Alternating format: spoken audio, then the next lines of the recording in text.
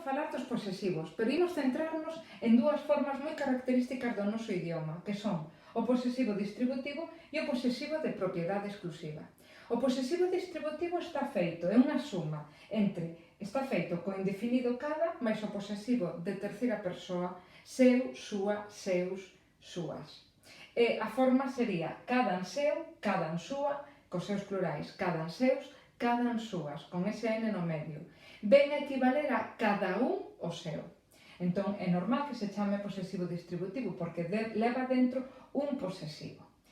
Cando se usa? Cando queremos repartir de xeito individual algo a un conxunto de elementos.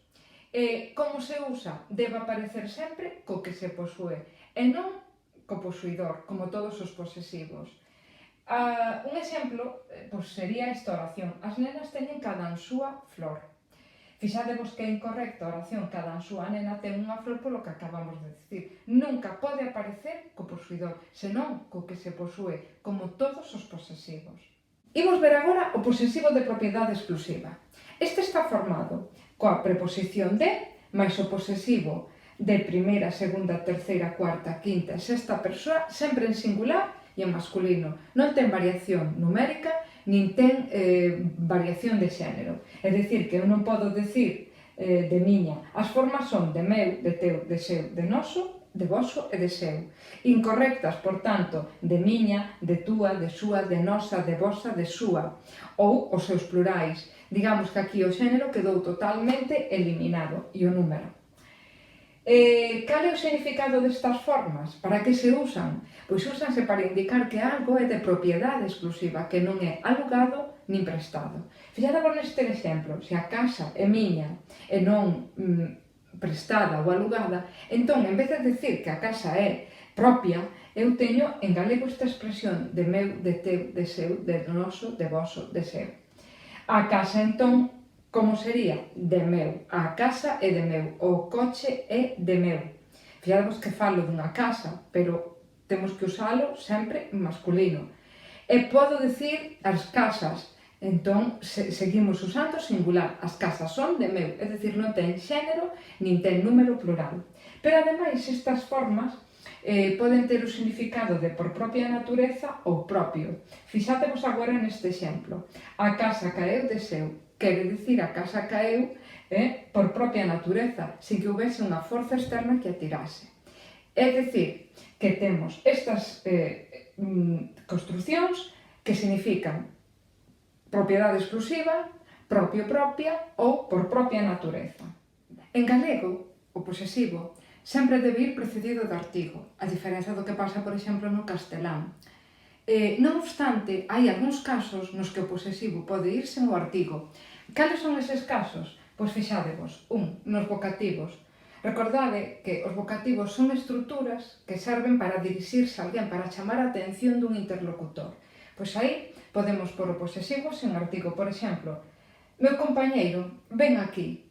Lembrade tamén que os vocativos van ao inicio da oración normalmente, non sempre, e entre pausas, se van ao inicio da oración, pois levan despois unha coma. Se van no medio da oración, van entre comas. Outro caso no que podemos ter só o posesivo sen artigo é cando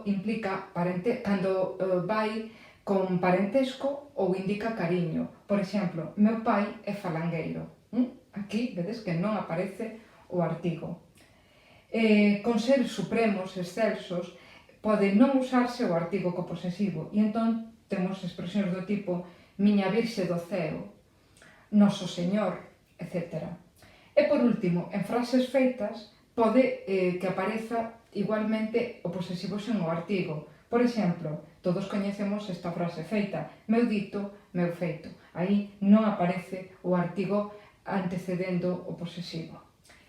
Imos ver agora os valores do posesivo. Os posesivos están na lingua para indicar posesión, pero non sempre indican posesión. En que casos non indican isto? Primeiro, poden indicar cariño, simplemente, e non posesión. Cando eu digo, o meu Manuel está acabadiño.